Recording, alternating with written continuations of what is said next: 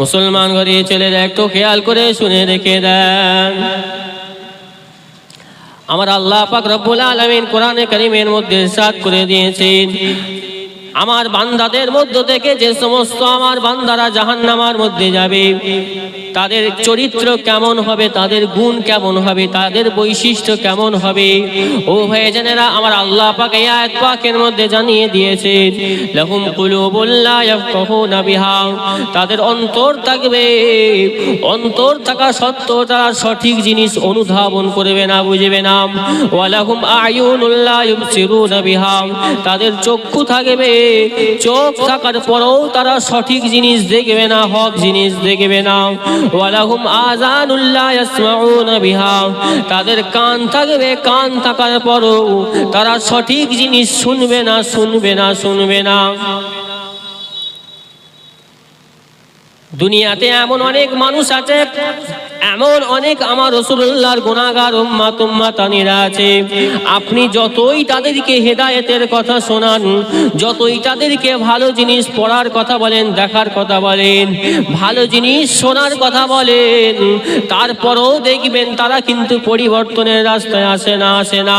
তারা খালি কথা বলে, আমার আল্লাহ যেদিন আমাকে পরিবর্তন করবে সেই দিন ভালো হয়ে যাব।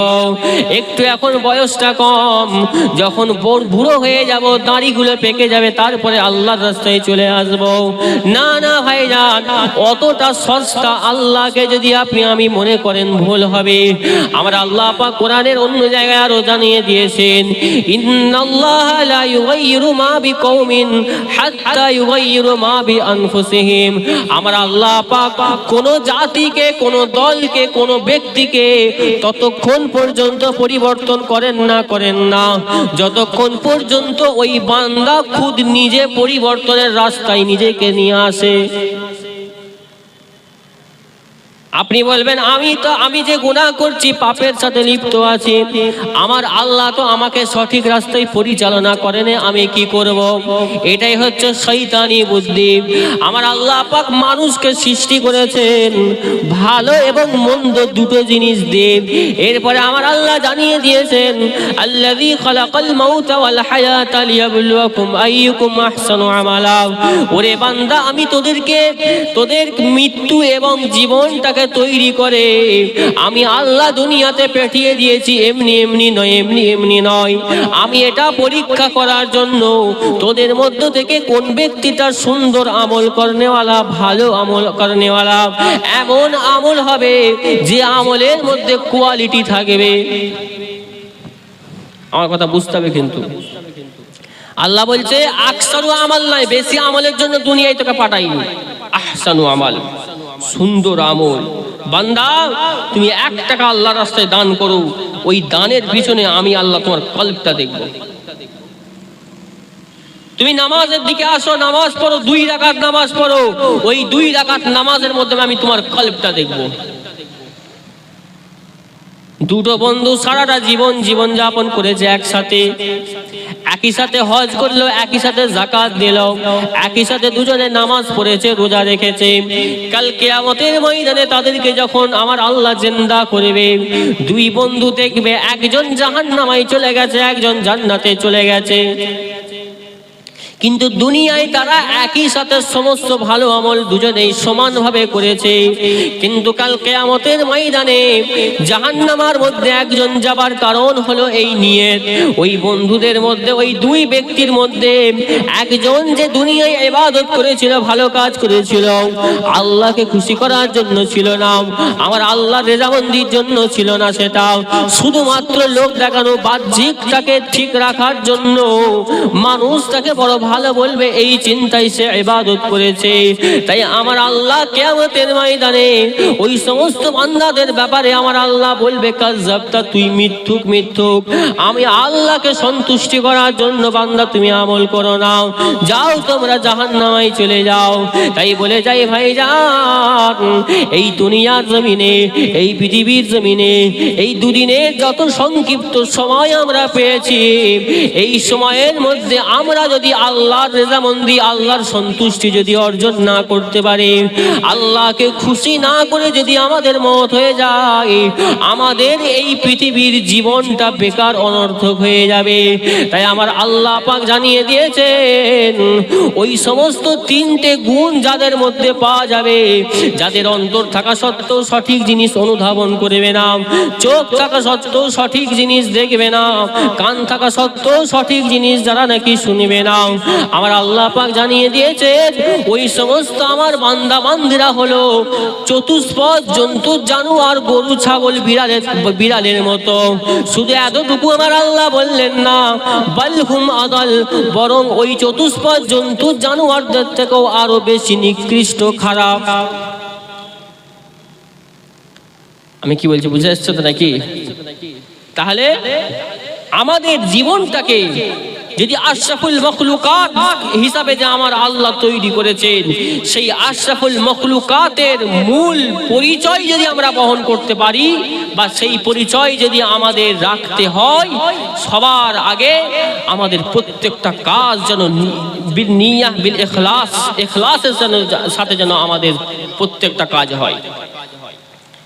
আজকে এই মজলিস আমরা মুনাকেদ করেছি, আপনি মজলিসের মধ্যে বসে আছেন, ওয়াজ শুনছেন আমার, আমি দুটো দিনের কথা বলছি। কমিটির ভাইয়েরা, কমিটি সাহেবানরা এই মজলিসটাকে সুন্দর করে মুনাকেদ করেছেন। এই টোটাল সিস্টেমের মধ্যে কোনো ব্যক্তি যদি নিয়তের গড়বড় হয়ে যায়, ওই ব্যক্তি কিয়ামতের ময়দানে কোনো জাযা পাবে না। আর যদি নিয়তটা ঠিক থাকে যে এই মজলিসে আমরা এসে উপস্থিত হয়েছি দ্বীনের কথা শোনার জন্য, আমি কথাটা বলছি শুধুমাত্র আল্লাহকে রাজি করার জন্য, আমার কথা শুনে আমার উপরে মানুষ খুশি হয়ে যাবে, রাজি হয়ে যাবে, এই চিন্তাও যদি কোনো বক্তা সাহেবের আমার মতো কোনো ব্যক্তির যদি হয়, বা আমারও যদি হয়, কিয়ামতের ময়দানে আমিও কিন্তু কিছু আল্লাহর কাছে জাযা পাবো না, প্রতিদান পাবো না। আমার আল্লাহ বলবে, ওরে বান্দা, তুমি দুনিয়ায় গিয়ে জলসা করেছিলে, মানুষ বাহবা দিয়েছে, এটাই তোমার পাওনা হয়ে গিয়েছে, আমি আল্লাহর কাছে আর কিছু নাই। ও ভাইজানেরা, আজকে এই যে মজলিস মুনাকেদ আমরা করেছে, অনেক সময় ধরে আমি দেখছি, আমি অনেক আগে কিন্তু এই মজলিসে আমি এসে উপস্থিত হয়েছে, আমার অনেক মা বোনেরাও কিন্তু অনেক রাস্তায় ঘোরাঘুরি করছে। এটা কিন্তু ইসলামিক জলসার মূল দাবি রাখে না। আমার কথা খারাপ লাগতে পারে ভাই, আমার কথা খারাপ লাগতে পারে, কিন্তু আপনি যদি খারাপ ভাবেন, খারাপ নিজেকে লাগান, আমার কিছু করার নেই, আমাকে হক বলতে হবে, নাহলে কিয়ামতে আল্লাহ আমাকে ধরে নেবে। বুঝতে পারছেন না? নাহলে কিয়ামতে আমার আল্লাহ আমাকে ছাড়বে না, যে তুই তো কমসে কম বলতে তো একবার পারতিস। বুঝতে পারছেন না? আজকে এই মজলিস আমরা মুনাকেদ করেছি, দ্বীনি মজলিস নাম দিয়েছি। তা দ্বীনের মজলিসে, ইসলামের মজলিসে পর্দার মতো এত বড় একটা ফরজ কাজ লঙ্ঘন কেন হবে? তাহলে কি দরকার এই মজলিস করার? মসজিদে দেবেন, 500 টাকার মিষ্টি কিনবেন, আমাকে দাওয়াত করবেন, আমি আসবো, দোয়া করব, দ্বীনের কথা বলবে, একজন বক্তা এলো, বা আমাকে না দাওয়াত করলে অন্য একজনকে করবেন, দ্বীনের কথা শুনলেন, চলে গেল, গুনাহ তো হলো না। আর এগুলো হচ্ছে কেন? সবার এর মূল কারণ হচ্ছে এই দোকানপাটে বসানো। আমার কথা বুঝে এসছে? কোথায় কিছু একটা চুরির দোকান বসে দিয়েছে। আচ্ছা, চুরি কি বাজারে পাওয়া যায় না? আজকেই কিনতে হবে? চায়ের কাপের দোকান বসে দিয়েছে, চায়ের কাপ কি বাজারে পাওয়া যায় নেই? ওর ভাই, ওই আমার ভাই যারা ব্যবসায়ী বসেছেন, তারা কি এই সারা বৎসরে এই একদিনের জলসায় একদিনই তাদের কারবার হয়? আল্লাহ তার পেট চালায় এই কারবারের ওসিলায়। আল্লাহ রেজেকের মালিক, বাজার আল্লাহ করে দিয়েছে, সেই বাজারে গিয়ে বসো, সেই জায়গায় মানুষজন যাবে, তাদের প্রয়োজন মিটাবে। কিন্তু এই মজলিসগুলো আস্তে আস্তে যদি এই রকম দোকানপাট অতিরিক্ত হয়, বাড়ির মেয়েদেরকে আপনি রুখতে পারবেন না। কটা রুখবে? কজন বলবে? আপনি ভাই বলবেন, বোন বলে দূর বেশি বকিস নি, কামাই যা, সব কিনতে যাবো, আজকে জলসা হচ্ছে, বাইরে বেরোবো নি, রুখবেন কি করে? আমি কমিটি ভাইদেরকে খুব খেয়াল করে বলছি, খেয়াল করে শোনেন, খারাপ নেবেন না, কিন্তু আমি কাউকে কষ্ট দেওয়ার জন্য বলি, আমি শুধু আল্লাহকে রাজি করার জন্য বলছি, শুধু আল্লাহকে রাজি করার জন্য আর ইসলাহের জন্য। কেন? আমি এখানে, আপনি বলতে পারেন যে তাহলে আপনি কি বলে, পেটে লাথি মারা বলে নাকি? পেটে লাথি মারছেন? কারবার করবে, কারবারে তাহলে আপনি পেটে লাথি মারছেন? না, আল্লাহ পাক তার রিজিক ঠিক মিলাবে। সে যখন বাজারে বসবে, অন্যান্য জায়গায় যখন বসবে, ইনশাআল্লাহ তার আল্লাহ রিজিক মিলাবে। কোচি ছবি তোলেন না ভাই, ছবি তুলছেন নাকি? ছবি তোলেন, ডিলিট করে দেন। ছবি তোলেন না ভাই, কি করছেন? তাহলে এই যে মজলিস গুলো, এর রুহানিয়াত আস্তে আস্তে শেষ হয়ে যাচ্ছে। রুহানিয়াত, রূহ, আল্লাহকে সন্তুষ্টির জন্য আমরা কতটুকু কাজ করতে পারলাম, এই রুহানিয়াত আস্তে আস্তে খতম। কেন? যেখানে গুনাহ হবে সেখানে রুহানিয়াত থাকবে না, আল্লাহর ওয়াদা। যেখানে পাপ হবে সেখানে আল্লাহর গজব নাজিল হবে, আর আল্লাহর যখন গজব হবে সেই জায়গায় রূহ কিছু থাকবে না। আমার কথা ভুল বুঝবেন না, আমি এটাই বলতে চাইছি, আমরা সব করি কিন্তু শরীয়তের খেলাফ কাজ করে নয়। আপনি দোকান করেন, কোনো অসুবিধা নেই, কিন্তু আপনি যদি মেয়েদের বেরোনো রুখতে পারেন তাহলে দোকান বসতে দেন। আমার কথা বুঝে এসছে? পারবেন তো? নিজেরা আপনাদের গ্রামের ব্যাপার, আপনাদের ব্যক্তিগত ব্যাপার, আপনাদের বোন, আপনাদের মা, কে কতটুকু রুখতে পারবেন। মুরব্বী চাচাজিরা আছে, অনেক বয়স্ক ভাইয়েরা আছে, তারা ভালো বুঝবেন, তাই না? আমি কি করে বুঝবো? আমি উসুলটা বলে দিলাম, এই ভিত্তিতে আপনাদের সকলকে চলতাম। আমাদেরকে না চললে কিয়ামতের ময়দানে সব ধরা পড়ে যাবে, সব ফেসে যাবে। কেন? আপনি মনে করছেন আমি একা মাথায় টুপি দিলাম, দাড়ি রাখলাম, নামাজ পড়ছি, আমি আল্লাহর কাছে নাজাত পেয়ে যাবো, তো ছেলে ফুলে যা পারে করুক যাক। না, ভুল হিসাব। আমার আল্লাহ পাক, আমার আল্লাহ নবী দিন দুনিয়া বাদ সাহাবিবুল্লাহ হাদিস পাকের মধ্যে জানিয়ে দিয়েছেন, কুল্লুকুম রাইন ওয়া কুল্লুকুম মাসউলুন আন রাইয়াতিহি, কুল্লুকুম রাইন ওয়া কুল্লুকুম মাসউলুন আন রাইয়াতিহি। ও আমার উম্মতেরা, জেনে রেখে দাও, জেনে রেখে দাও, তোমাদের প্রত্যেকজনেই কিন্তু এক একজন রাখাল, এক একজন দায়িত্বশীল ব্যক্তি। ওয়া কুল্লুকুম মাসউলুন আন রাইয়াতিহি, আর তোমাদের ওই দায়িত্বের ব্যাপারে প্রত্যেককেই কিন্তু জিজ্ঞাসা করা হবে। ও ভাইজানেরা, আপনি ভাই হয়েছেন, আপনার বোনটা বেপরদাই যদি ঘরে, আপনি যদি মনে করেন আমি ভালো কাজ করে নামাজ পড়ে রোজা রেখে জান্নাতে চলে যাব, আপনার ভুল হিসাব। ওই কিয়ামতের ময়দানে ওই বোন আপনার সামনে চলে এসে ভাইকে বলতে থাকবে, ভাই দাঁড়াও দাঁড়াও, তুমি জান্নাতে যেতে পারবে না, জান্নাতে যেতে পারবে না। তুমি একা ইবাদত করেছিলে, হক হালালের উপরে ছিলে ঠিকই, কিন্তু তোমার বোনকে কেন শরীয়তের রাস্তায় পরিচালনা করাওনি? দাঁড়াও, একা যাবে জান্নাতে? আমার ওই রকম বাপেদেরকেও ধরবে, যে সমস্ত আমার বাপেরা তাদের কন্যাদেরকে হেফাজতের সাথে রাখতে পারেনি, পর্দার সাথে রাখতে পারেনি, তাদের কথাটা তার পরিবারের মধ্যে চলেনি। বুঝতে পেরেছেন? তাদের কথাটা, পরের বক্তা,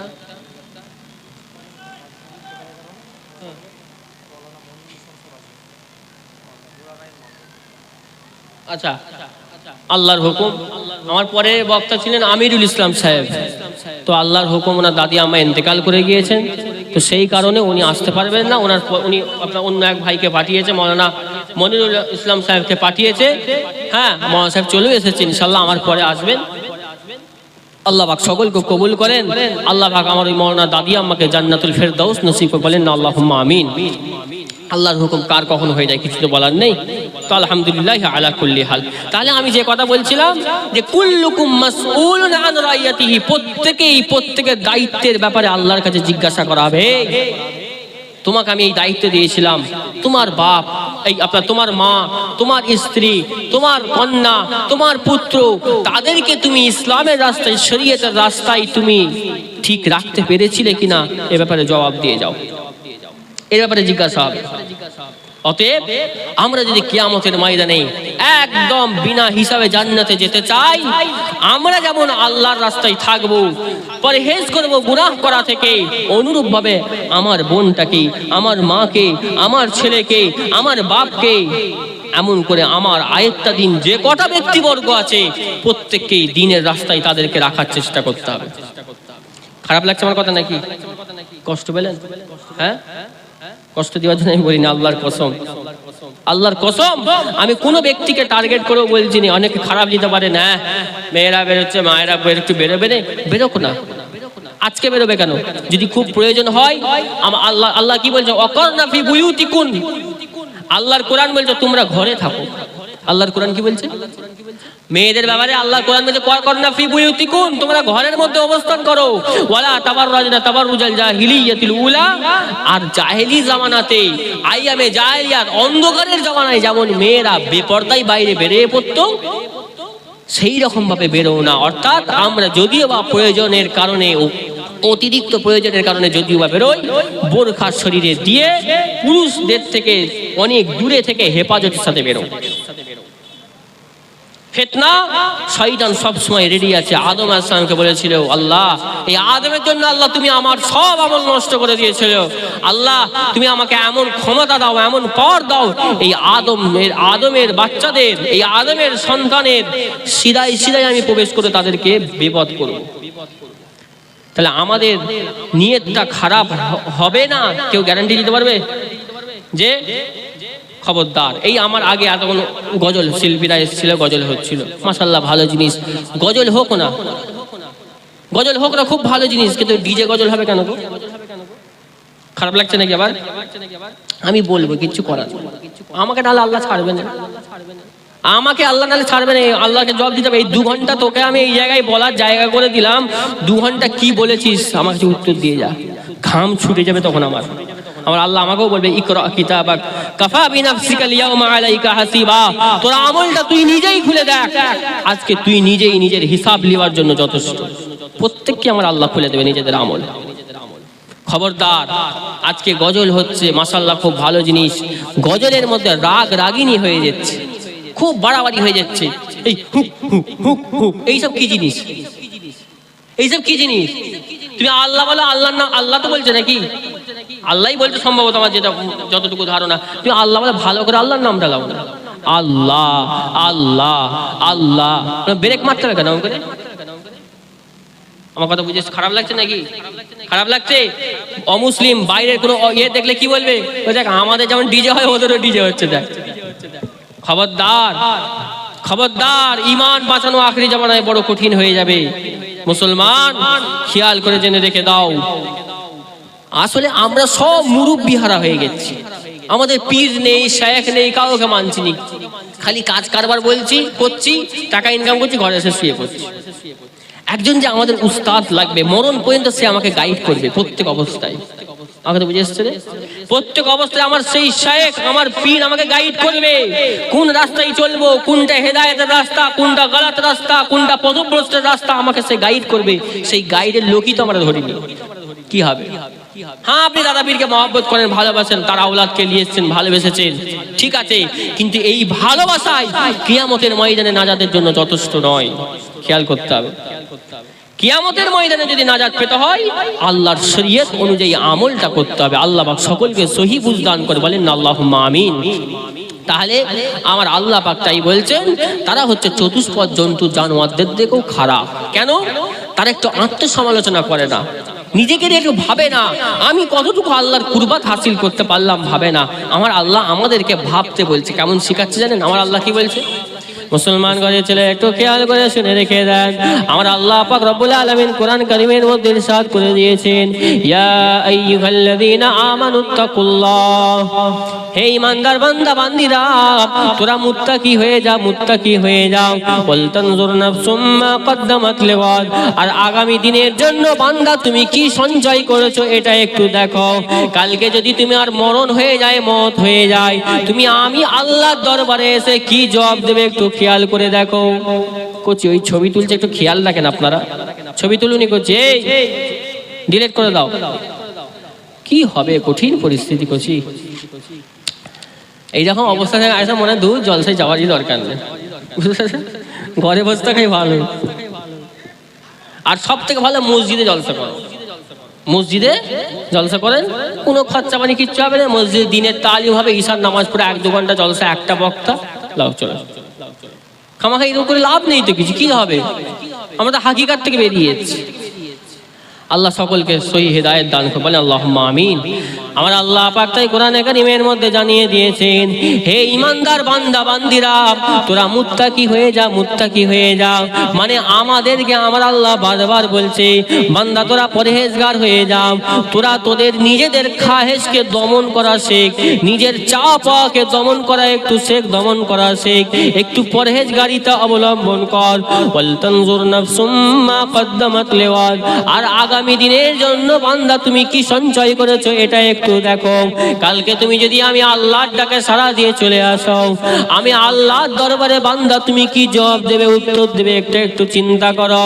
আমি আল্লাহর দরবারে যদি তুমি চলে আসো, তোমার এমন কোন ভালো আমল আছে কি যেটা আমি আল্লাহকে এসে বলতে পারবে, এই রাব্বিল আলামিন আল্লাহ, এই কাজটা আমি শুধুমাত্র তোমাকে খুশি করার জন্য করেছিলাম, এই কাজটা আমি শুধুমাত্র তোমাকে সন্তুষ্টি করার জন্য করেছিলাম। বান্দা তোমার এমন কোন আমল আছে কি, একটু আত্মসমালোচনা করো, একটু নিজের কথা নিজে নিজে ভাবো। সারাটা জীবন পরকে খুশি করার জন্য, অপরকে সুখে রাখার জন্য খালি কষ্ট মেহনত করে যাচ্ছ বান্দা। তুমি আমি কিয়ামতের ময়দানে কবরে যখন তুমি চলে আসবে, বান্দা তোমার ওই আত্মীয় স্বজনের কোনো একজন ব্যক্তিও কিন্তু তোমার সাথে শোয়ার জন্য আসবে না। বান্দা ওই কবরের গভীর অন্ধকারে, ওই একা একা যখন থাকবে, ওই গভীর অন্ধকারে বান্দা তুমি আমার সাথে কিভাবে কথোপকথন করবে, তোমার কম্পিটিশনটা দুনিয়াতে কেমন ছিল, ভালো কাজে কতটুকু ছিল তোমার কম্পিটিশন, সেই ব্যাপারে একটু চিন্তা করো বান্দা, চিন্তা করো, একটু ভাবো আমরা আল্লাহর নৈকট্য কতটুকু অর্জন করতে পারলাম, কতটুকু আমার কাছে আর আল্লাহর সাথে দূরত্ব তৈরি হয়ে আছে, কিভাবে এই দূরত্বটা বন্ধ করে আল্লাহর নৈকট্য হাসিল করব, এর ব্যাপারে একটু চিন্তা করো বান্দা। ওয়াত্তাকুল্লাহ, ওরে বান্দা তোরা আমি আল্লাহকে ভয় কর, ভয় কর। ইন্নাল্লাহা খাবীরুম বিমা তা'মালুন, ওরে বান্দা তোরা যা কিছু আমল করিস না কেন, আমি আল্লাহ সব কিছু তোদের আমলের ব্যাপারে আমি আল্লাহ জানি। তোমরা নুকিয়ে নুকিয়ে যা আমল করো আর প্রকাশ্যে যেমনই আমল করো না কেন, আমি আল্লাহ সব জানি, সব কিন্তু একটা একটা করে আমল নামায় তোমার লেখা আছে। কিয়ামতের ময়দানে আমি আল্লাহ ওই তোমার আমল নামার খাতাটা তোমার সামনে আমি আল্লাহ খুলে দেব, আর আমি আল্লাহ বলতে থাকবো, ইকরা কিতাবাক, ইকরা কিতাবাক। বান্দা তোর আমল নামাগুলো একটু নিজে নিজে পড়, বান্দা তোর আমল নামাগুলো একটু নিজে নিজে পড়। কাফা বিনাফসিকাল ইয়াউমা আলাইকা হাসিবা, আজকের দিনের জন্য, আজকে দিনের জন্য বান্দা তোমার নিজের খুদ নিজের হিসাব নেওয়ার জন্যই যথেষ্ট। তুমি জান্নাতে যাওয়ার কাজ করেছো না জাহান্নামে যাওয়ার কাজ করেছো, তুমি নিজেই নিজের বিচারটা করে নাও। তখন কি পরিস্থিতি হয় আমাদের খেয়াল করেন। তাই আমার আল্লাহ আরো জানিয়ে দিয়েছেন, ওয়ালা তাকুনু কাল্লাযীনা নাসুল্লাহ, ওয়ালা তাকুনু কাল্লাযীনা নাসুল্লাহ ফাআনসাহুম আনফুসাহুম উলাইকা হুমুল ফাসিকুন। আমার আল্লাহ জানিয়ে দিয়েছেন, ওয়ালা তাকুনু কাল্লাযীনা নাসুল্লাহ, ওরে বান্দা তোরা আমি আল্লাহ ভুলা হয়ে থাকিস না, আমি আল্লাহ ভুলা হয়ে থাকিস না। ফাআনসাহুম আনফুসাহুম, বান্দা তোরা যদি আমি আল্লাহকে ভুলে থাকিস, তোদেরকে আমি আল্লাহ একটা শাস্তি দিয়ে দেব, তোদেরকে আমি আল্লাহ একটা সাজা দেব। সেই সাজা, সেই শাস্তিটা হলো এটাই, ফানসাহুম আনফুসাহুম, বান্দা আমি আল্লাহ তোদের নিজেদেরকেই ভুলিয়ে দেব। এর মানে হলো আপনি আপনার নিজের ভুলটা, নিজের গুনাহটা আর আপনি অনুসন্ধান করতে পারবেন না। আপনি মনে মনে ভাববেন আমি ঠিক আছি, জান্নাতি হয়ে আমি এখন বসে আছি, আমার কোনো চিন্তা নেই, চিন্তা নেই, কিছুই নেই। মাস গেলে বছরে একবার জলসা দিয়ে দেব, একবার মজলিস করে ফেলবো, এত টাকা দান করে দেব, আমার নাজাত হয়ে যাবে। না না ভাইজান, ওটাও এক প্রকারের ভালো আমল ঠিকই, কিন্তু আপনাকে কিয়ামতের ময়দানে কমপ্লিট যদি জাহান্নামের আযাব থেকে বাঁচতে হয়, আপনার কমপ্লিট জীবন ব্যবস্থাটার প্রত্যেক পরিস্থিতিতে, প্রত্যেক দিকেই আল্লাহর শরীয়তের হুকুম আহকাম মোতাবেক আমল করা লাগবে। আপনি বলবেন আমি নামাজও পড়ব, সাথে সুদও খাবো, রোজাও রাখবো, মুখে দাঁড়ি রাখবো, মাথায় টুপি পরবো, হজ করব, সাথে আমি ঘুষের ব্যবসা চালাবো, সুদের কারবার করব। ও ভাইজানেরা, এমন করে আমি গোনার সাথেও আমি নিজেকে লিপ্ত থাকবো, আবার ভালো আমলও করব। মুসলমান জেনে রেখে দেবেন এই ভালো আমলের কারণে কিয়ামতের ময়দানে কিন্তু জাহান্নাম থেকে বাঁচা মুশকিল হয়ে যাবে। কমপ্লিট সম্পূর্ণ যদি জাহান্নামের আগুন থেকে আমাদের নিজেদেরকে রক্ষা করাতে হয়, আমার আল্লাহর দরবারে আমাদের সবাইয়ের নামটা মুত্তাকিন যারা আছে মুত্তাকিনদের খাতার অন্তর্ভুক্ত করতে হবে। মুত্তাকিন কাদেরকে বলা হয়? আমার আল্লাহ যা আদেশ করেছে, আমার আল্লাহ যা হুকুম করেছে সেইগুলো সুন্দরভাবে নিজের জীবনে বাস্তবে রূপ দেওয়া। আর একটা বিষয় হলো আমার আল্লাহ যা নিষেধ করেছেন সেগুলো থেকে পরহেজ হওয়া, বিরত থাকা। আমি ভালো আমল করব, সাথে গুনারও আমল করব। মুত্তাকি আমরা হতে পারবো না, গুনার আমল করছি আবার সাথে ভালো আমলও করছি না, মুত্তাকি হতে পারছি না। মুত্তাকি যদি আমরা হতে চাই, আমাদের প্রত্যেককেই কিন্তু দুটো বিষয় খেয়াল করে রাখতে হবে। নেক আমল শুরু করে দিতে হবে, আর গুনাহ থেকে নিজের জীবনটাকে পরহেজ করে রাখতে হবে। তবেই আমাদের নামটা মুত্তাকিনদের খাতার অন্তর্ভুক্ত হয়ে যাবে। আর যারা নাকি মুত্তাকিন হয়ে যাবে, আমার আল্লাহ পাক তাদের ব্যাপারে বলে দিয়েছেন, আলা ইন্না আউলিয়া আল্লাহি লা খাউফুন আলাইহিম ওয়ালা হুম ইয়াহজানুন। বান্দা তোমরা সাবধান হয়ে যাও, ইন্না আউলিয়া আল্লাহ, যারা নাকি আমি আল্লাহর ওলি হয়ে যাবে, যারা নাকি আমি আল্লাহর বন্ধু হয়ে যাবে, লা খাউফুন আলাইহিম, তাদের কোনো ভয় নেই ওয়ালা হুম ইয়াহজানুন, তাদের কোনো চিন্তা নেই। আর আল্লাহর ওলি কারা? তার পরের আয়াতে আমার আল্লাহ সংজ্ঞা দিয়ে দিয়েছেন, আল্লাযীনা আমানু ওয়া কানু ইয়াত্তাকুন। ওই সমস্ত আমার বান্দারাই হচ্ছে আমি আল্লাহর ওলি, যাদের মধ্যে দুটো জিনিস পাওয়া যাবে, একটা হলো ঈমান আর একটা হচ্ছে তাকওয়া। একটা হলো ঈমান আর একটা হচ্ছে তাকওয়া। আলহামদুলিল্লাহ, আমাদের প্রত্যেকটা মানুষেরই ঈমান আছে, আমরা কলমা গো ঈমানদার মানুষ, কিন্তু একটা জায়গায় আমাদের কমজোরি হয়ে গিয়েছে, আমরা মুত্তাকি কিন্তু এখনো হতে পারিনি। বুঝতে পারছেন তো নাকি? হ্যাঁ, না চেঞ্জ করে দেবো? গল্পের দিকে চলে যাবো? আমি এখানে একটা কথা, মূল কথাগুলো বলে দিচ্ছি, যাতে আমাদের নিজের জীবনটা এতদিন যেমন চলেছে সব থাক। এই আজ পর্যন্ত কারোর 60 বছর, 61 বছর, 65 বছর, 70 বছর, কারোর 30 বছর, 32 বছর, যার যতটুকু বছর, বিগত টাইমটা এই এখন স্টপ করে দেন, সব ভুলে যান। এই বাকি সময় যতটুকু বেঁচে আছি, এই এখন থেকে, এই মুহূর্ত থেকে কিভাবে হেদায়েতের রাস্তায় চলবো, বাঁচবো কিভাবে, জান্নাতি কিভাবে হব, জাহান্নাম থেকে কিভাবে বাঁচবো, এই রাস্তাটা খালি দেখিয়ে দিচ্ছি। এক কথায় কিভাবে হবেন? নাম্বার 1, মুত্তাকি হয়ে যেতে হবে। কি হতে হবে? মুত্তাকি। আর আল্লাহর ওলি তারাই যারা মুত্তাকি হবে আর ঈমানদার হবে। আলহামদুলিল্লাহ, আমাদের সবাই তো ঈমান আছে, ঈমানদার আমরা। তাহলে একটা জিনিস আমরা পেয়ে যাচ্ছি, কিন্তু একটা জিনিস আমাদের নেই, সেটা কি? তাকওয়া নেই। তাকওয়া কি জিনিস? এক কথায় আল্লাহ যা আদেশ করেছে সব একটা করে মানা শুরু করে দাও।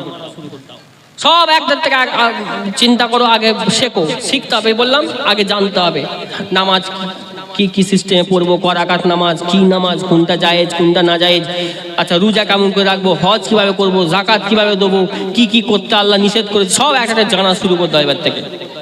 না জানলে বাঁচা মুশকিল, বড় মুশকিল, জানতে হবে। আর এই জানার জন্য আপনাকে যে মাদ্রাসায় পড়তে হবে, ভুল কথা। আপনি ইমাম সাহেবের কাছে কিছু সময় দেন। মসজিদে ইমাম সাহেব আছে তো? গ্রামে তো মসজিদ আছে নাকি রে বাবা? মসজিদ নেই? ইমাম সাহেব কই? ইমাম সাহেব স্টেজে নেই নাকি? দাওয়াত করেন না নাকি ইমাম সাহেবকে? ও চলে গেছে, মাশাআল্লাহ, অনেকক্ষণ ডিউটি দিয়েছে নাকি? শহীদ হয়ে যাওয়ার মতো অবস্থা। তো সন্ধ্যে থেকে শুনছি ডিউটি দিচ্ছে আমাদের ইমাম সাহেব, মাশাআল্লাহ, আল্লাহ কবুল করে। তো ইমাম সাহেবের কাছে যান, একটু সময় দেন। বা গ্রামে যারা মুরব্বী আছেন, অনেক মানুষ আছে জানেন, শরীয়ত কম বেশি বোঝেন, তাদের কাছে সময় দেন। বা তাও যদি না মন যায়, ফুলফা শরীফে চলে যান, একজন পীর ধরে নেন। আমার কোনো ভাইদের মধ্য থেকে হোক, কোনো আমার বাপেদের মধ্য থেকে হোক, চাচাদের মধ্য থেকে একজন শায়েখ ধরে নেন। তার কাছে গিয়ে 1 ঘন্টা 2 ঘন্টা আধা ঘন্টা একটু সময় স্পেন্ড করেন। ফোনে যোগাযোগ রাখেন, ভাইজান এই জিনিসটাই পড়ে গেছে, কি করবো বলেন কিন্তু মাসআলা জেনে না। এই এখনই আমার আজকে দুপুরবেলা একজন ফোন করেছিল সেই আমডাঙ্গার ওখান থেকে 24 পানা, কি না হুজুর একবার আমি ওয়াদা করেছিলাম, মানত করেছিলাম কি যে আল্লাহ যদি আমার একটা ছেলে দেয় তাহলে আমার আব্বাজান হুজুর একটা খানকা করেছে, তো ইউনুস হুজুরের খানকায় আমি একটা খাসি দেবো, ওয়াদা করেছিলাম। এখন হুজুর ছেলে হয়েছে, এখন কি করব? আমি তো ঠিক আছে, কিন্তু ওই কথাটা একটু চেঞ্জ করতে হবে। কেমন? আপনি বলেন যে আল্লাহ আপনি তো আমার আওলাদ দিয়েছেন, আল্লাহ আপনার তবে লাখো কোটি শুকরিয়া, আল্লাহ আপনার রাস্তায় আপনার নামে যে মান্নত করেছিলাম, আল্লাহ এই খাসিটা আপনার রাস্তায় এই খানকা শরীফে দিলাম, তবে সহি হবে। তাহলে এই যে মিসগাইডটা, ডিসব্যালেন্স, শয়তান তো বড় চালাক, বলে ভালো কাজ করবি কর, ঠিক ওর মধ্যে থেকে একটুখানি মাথাটাকে ঘুরিয়ে দেবো। বুঝতে পারছেন না? 1500 কিলোমিটার 200 কিলোমিটার সব যাচ্ছে, গিয়ে গিয়ে গিয়ে মুখটা যদি একটুখানি ডান দিকে যাওয়ার কথা বাম দিকে গাড়ির মুখ ঢুকিয়ে দিয়েছে, ঠিক জায়গায় যাবে? কত কষ্ট করে গেল, হাজার হাজার কিলোমিটার পথ অতিক্রম করে, খালি একটু ভুলের কারণে মুখটা ডান দিকে যাওয়ার কথা বাম দিকে ঘুরে যাওয়ার কারণে হয়ে গেল, ভটকে গেল। ওইরকম তার শয়তান বলে ভালো কাজ কর, জলসা দিয়ে দে, ঠিক ওইখানে আমি একটা গুনাহ ঢুকিয়ে দেবো, রহমত হবে না। তাই আমার কমিটি ভাইয়াদেরকে বারবার খেয়াল করে বলে যাই, আপনারা এগুলো খেয়াল রাখবেন। মাশাআল্লাহ আপনারা কমিটি ভাইয়েরা, আপনারা বাচ্চা নয়, ছোট মানুষ না, আপনারা অনেক মাশাআল্লাহ সিয়ানা বড় মানুষ আছেন, বালেক মানুষ আছেন, আপনারা এগুলো খেয়াল করবেন। আর আপনারা যুবক মানুষ, আপনারা আপনাদের দাপট একটা আলাদা গ্রামে, তাই কিনা? আমার কথা বুঝেছেন? আর আপনারা যদি এই বাতিলের বিরুদ্ধাচারণ করে দ্বীনের হকটাকে, হককে ইসলামটাকে যদি আপনার গ্রামে আপনি প্রতিষ্ঠিত করতে পারেন, যুবক জেনে রেখে দাও, তুমি যতদিন বেঁচে থাকবে তোমার মরণ হয়ে যাবে, মৃত্যুর পরও কবরে শুয়ে শুয়ে এর সব তুমি পেয়ে থাকবে। জোরে বলেন সুবহানাল্লাহ। এইখানে যে শেষ হয়ে যাবে তা নয়, আপনি যদি নিজের কঠিন হাত দিয়ে, নিজের দাপট দিয়ে শরীয়তের খেলাফ কাজ কার্যকলাপকে যদি গ্রামে মানা করতে পারেন, নিষেধ করে রাখতে পারেন, আপনি মরে যাবেন, ইন্তেকাল হয়ে যাবেন। ইন্তেকাল হয়ে যাবার পরও মানুষ যে আপনার কথা শুনে দ্বীনের রাস্তায় চলে আসবে, ওর সব মরার পরও আপনার আমলনামায় লেখা হবে। কি দরকার এই জীবনের, কি লাভ যদি কিছু দুনিয়ায় যদি না কিছু করে যায়? বলেন একটা জিনিস, আল্লাহ যে 60 বছর 70 বছর বেঁচে রাখলেন, সেইটা একদিন চলে যাব। যখন চলে যাব 400 বছর 500 বছর 1000 বছর 2000 বছর, কি কত বছরের পর বছর আমাদেরকে হয়তো কবরে শুয়ে থাকতে হবে। এমন তো এই 60 বছর 70 বছর এই জীবনে এমন কিছু তো একটা কাজ করে যায় যেটা মরার পরে শুয়ে শুয়ে আমি পাবো। তাহলে এই গ্রামের যুবকেরা তোমরা শপথ লাও, সামনে বছর থেকে পুরো সব নিয়ম শৃঙ্খলাই চলবে। কোনো না দোকান বসে, ঘরের মায়েদেরকে বোনেদেরকে বলে দেবেন, ভাইজান এসেছিল, আমার মায়েরাও নিশ্চয়ই শুনছে, আমার মায়েরাও শুনছে, আমার মায়েদেরকেও অনুরোধ করব, আপনারা সঠিক জিনিসটা বোঝার চেষ্টা করেন। নিজের মন অনেক কিছু বলবে, নিজের মন যেটা বলবে, খাহেস যেটা বলবে, সেই অনুযায়ী চলার নাম ঈমান নয়। নিজের খাহেসকে যদি আপনি দমন করতে পারেন, আপনার ঠিকানা আল্লাহ জান্নাত দিয়ে দেবে। জোরে বলেন সুবহানাল্লাহ। শুধু এতটুকু নয়, আল্লাহর কোরআন বলছে, ফাআম্মা মান খাফা মাকামা রাব্বিহি ওয়া নাহান নাফসা আনিল হাওয়া ফাইন্নাল জান্নাতা হিয়াল মাওয়া।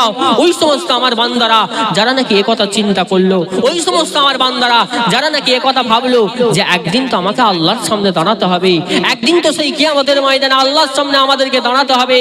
আজকে লুকিয়ে আমি গুনাহটা করে ফেলছি, আজকে মনটা চাইছে আমি বাইরে হুড়ুম করে বেরিয়ে পড়ছি, কোনো হক হালাল বিচার করছি না, জায়েজ না জায়েজ কোনটা শরীয়তের হুকুম মাহকাম কিচ্ছু দেখছি না, যা মন চাই তাই করছি। কিন্তু একদিন তো আল্লাহর সামনে দাঁড়াতে হবে। আল্লাহর সামনে তো আমরা থেকে দাঁড়ানো থেকে আমরা কেউ বেঁচে যাব না। এ কথা চিন্তা করে আমরা আল্লাহ বলছে এটা চিন্তা করে, এটা ভয় করে, যদি এটা চিন্তা করে আমার আল্লাহকে ভয় করে যে না ওরে বাবা রে আমাকে তো আল্লাহর সামনে দাঁড়াতে হবে, কি উত্তর দেবো? না আর গুনাহটা করবো। ব্যাস এইখানে গুনাহ থেকে যদি কোনো বান্দা নিজেকে হেফাজত করতে পারে, আমার আল্লাহ বলছে তার ঠিকানা আমি আল্লাহ জান্নাত দিয়ে দিলাম। জোরে বলেন সুবহানাল্লাহ। আমল কিছু করতে হয় না, কিন্তু ভালো করে বুঝতে পেরেছেন? আমল কিছু হয়নি, খালি নিজেকে কন্ট্রোল করে যে গুনাহ থেকে বেঁচে রাখার ব্যাপারে জান্নাত। আর আপনি যদি এই গ্রামে, আপনাদের এই গ্রামে যদি একটা দ্বীনের খেদমত যদি করতে পারেন, আপনার মরণ হয়ে যাবে, মৃত্যুর পরেও আপনার আমলনামায় সব লেখাবে। কেন? রাসূলুল্লাহর সহিহ হাদিস, মানুষ যখন মারা যায় তার সমস্ত আমল বন্ধ হয়ে যায়। নামাজের আর সব লেখা হয় না, রোজার আর সব লেখা হয় না, যাকাতের আর সব লেখা হয় না, হজের আর সব লেখা হয় না। তবে তিনটে জিনিস এমন আমল আছে যে জিনিসটা করে গেলে তার মরার পরেও শুয়ে শুয়ে তার আমল নামায় লেখা হয়ে থাকে। সেটা কি? 1 নম্বর সাদাকায়ে জারিয়া, 2 নম্বর আওয়ালাদিন সালিহিন ইয়াদউ লাহু, নেক সন্তান, এমন সন্তান ছেড়ে গেছে তার ইন্তেকালের পরে বাপ মায়ের জন্য বলছে, আল্লাহ তুমি আমার বাপ মায়ের উপর রহম করো, আল্লাহ তুমি আমার বাপ মায়ের উপরে দয়া করো, এইভাবে দোয়া চাই। ওই সমস্ত সন্তানের পক্ষ থেকে দোয়া করা দোয়াগুলোকে আমার আল্লাহ পাক ওই ব্যক্তির, মৃত ব্যক্তির আমল নামায় আল্লাহ পৌঁছাতে থাকে যতদিন দোয়া করবে। আর কি? আও ইলমিন মা ইউনতাফাউ বিহি, এমন একটা কাজ, এমন একটা ইলম, এমন একটা দ্বীনের খেদমত যেটা তার ইন্তেকালের পরে, মৃত্যুর পরও মানুষ সেই হক রাস্তায় চলে নিজেদেরকে উপকৃত করতে পারবে। আমার আল্লাহ পাক যতদিন ওই গুনাহ থেকে বেঁচে থাকবে, বান্দারা পাপ থেকে বেঁচে থাকবে, ওই যে সওয়াব হবে, ওই সওয়াবের একটা অংশ ওই ব্যক্তির আমলনামায় আল্লাহ পৌঁছাবে যে বন্ধ করেছিল। আমার কথা বুঝে এসছে? তো যুবকেরা করবেন তো সব ইনশাআল্লাহ। একটু জোরে হবে না ইনশাআল্লাহ? আমি শুনতে পাই না, আর একটু জোরে হবে। সবাই একটু হাত তুলে দেখান তো কারা কারা করবেন। পুরো গ্রামবাসী সবাই করবেন তো পুরো? আর যদি যদি এত কিছু বলার পরেও না হয়, কেউ সহযোগিতা করবেন না কিন্তু সব আপনারা বলবেন, মুরব্বীরা যা দেয় ভাইজান যে আগে বছর করে গেছিল, বলে গেছিল সেই অনুযায়ী করবি বল, তাহলে হবে। শুনবেন তো? একটু তকবীর দেন তো, না দেখতে গিয়ে না দেখতে গিয়ে। একটাই উদ্দেশ্য আমার, আর কিচ্ছু নয়, মানুষকে আল্লাহর রাস্তায় চালানো। আমার কি দরকার ছিল এখানে আসবো, সুর সার দিয়ে দুটো গজল বলে চলে যাব, আপনাদের মনটা জয় করলে চলে যাব, আমি গাড়িতে উঠবো, আমাকে 20,000 টাকা দেবে, ঘর চলে যাব। বুঝতে পারছেন না? অনেকে মনে মনে ভাবতে ভাইজান যা বলছে তারা নাবো আর টাকা পড়ি, বুঝতে পারছেন? আর গ্রামে তোমরা যদি দাওয়াত নাও করে কি হয়েছে, আমি এমনি চলে যাবো তোমাদের গ্রামে, কি তাড়িয়ে দেবে নাকি? আই যাক কথা বলেন, মারবে মারবে, মার খাবো, মার খাবো, মারবে কি হয়েছে? বুঝতে পারছেন? কেন? আমি দ্বীনের জন্য, শরীয়তের ব্যাপারে কথার ক্ষেত্রে কোনো নাইনসাফি করতে পারবো না। আর আল্লাহ বলছে, ওমান আহসানু কাওলাম মিম্মান দাআ ইলাল্লাহ, যারা নাকি আল্লাহর রাস্তায় মানুষকে ডাকে, তার থেকে আর বেশি ভালো কথা কার হবে? আমি আমার নফসের দিকে ডাকছি না, আমি আমার ব্যক্তির দিকে ডাকছি না, একদিকে ডাকছি, শুধু আল্লাহকে খুশি করার দিকে ডাকছি। মানুষের ভুল হয়ে যেতে পারে, সঠিক যে ব্যক্তি সঠিক বুঝে নিজেকে পরিবর্তন করে নেয়, সেটাই হচ্ছে শ্রেষ্ঠ মানুষ, সেটাই শ্রেষ্ঠ মানুষ। রাসূলুল্লাহর হাদিস পাক শোনেন, রাসূল পাক সাল্লাল্লাহু আলাইহি ওয়াসাল্লাম সাহাবারা অনেক ভুল করে ফেলতেন, অনেক বড় বড় ভুল হয়ে যেত।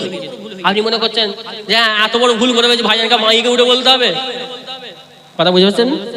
এত বড় ভুল করে ফেলেছে, মাইকে উঠে বলতে হবে? অনেক খারাপ লাগতে পারে, আপনারা হয়তো সেটা ভাবছেন না, অনেক জায়গায় হয়। বুঝতে পারছেন? এক জায়গায় আমরা বলেছি, বুঝলে, থাক আর বলার দরকার পরে হবে, এমনি গল্প হয়ে যাচ্ছে। হাদিস পাকের দিকে আসেন, মুসলিম শরীফের হাদিস।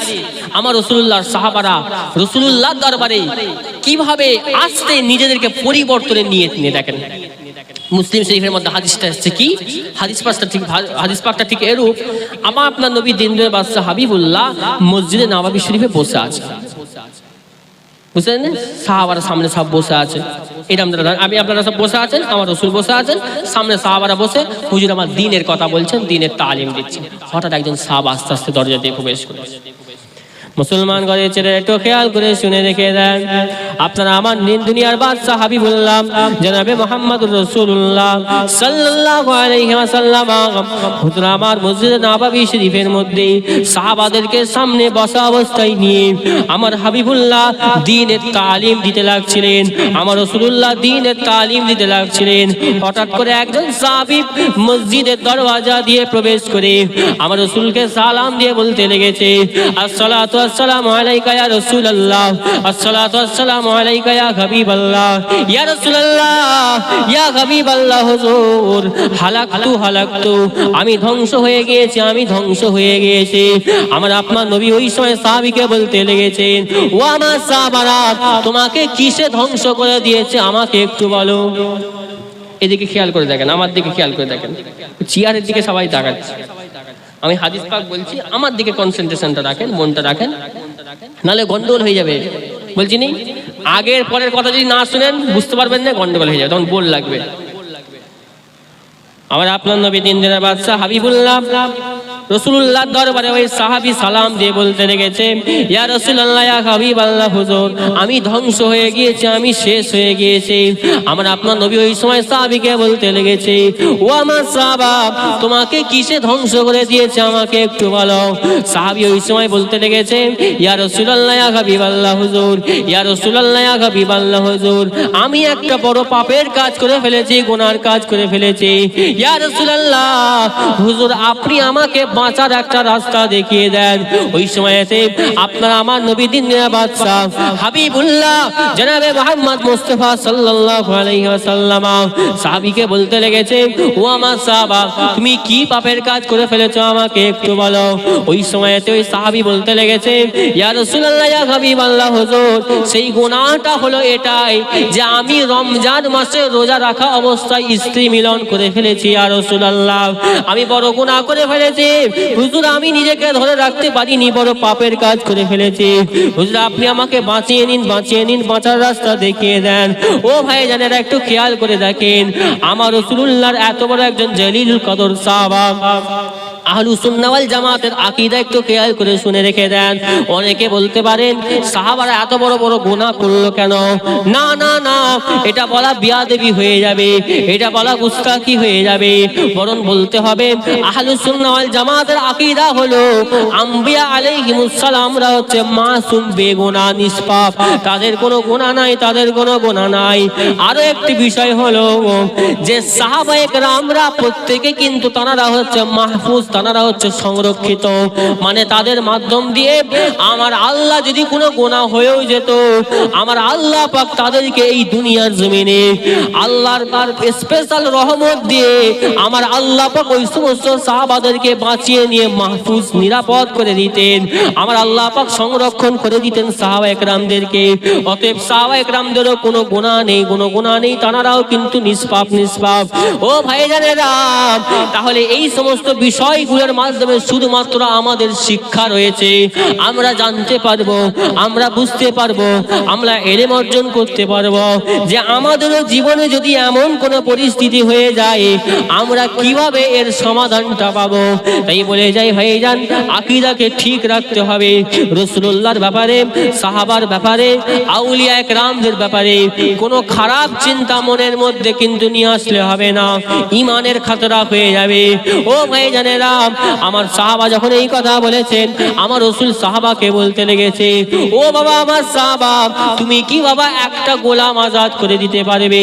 আমার রাসূলুল্লাহর সাহাবা বলতে লেগেছে, ইয়া রাসূলুল্লাহ, ইয়া হাবিবাল্লাহ, আমি গরীব মানুষ, আমার কোনো গোলাম নেই, গোলাম নেই, আমার দ্বারা গোলাম আজাদ করা সম্ভব নয়।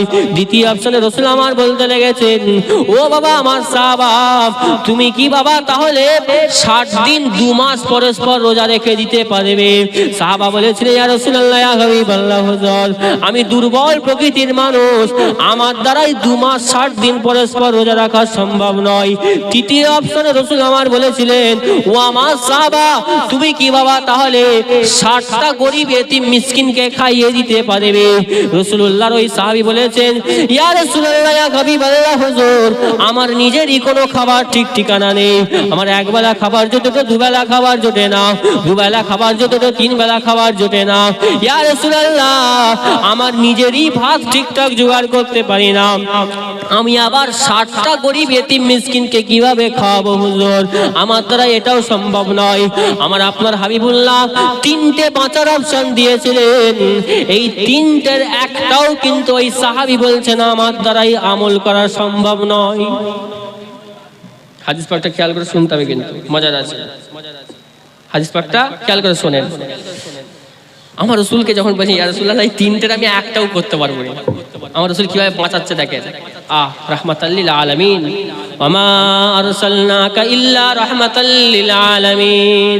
আমার আল্লাহ বলে দিলেন, এ আমার হাবিব, আমি আপনাকে तमाम জাহানের জন্য রহমত স্বরূপ করে পাঠিয়েছি।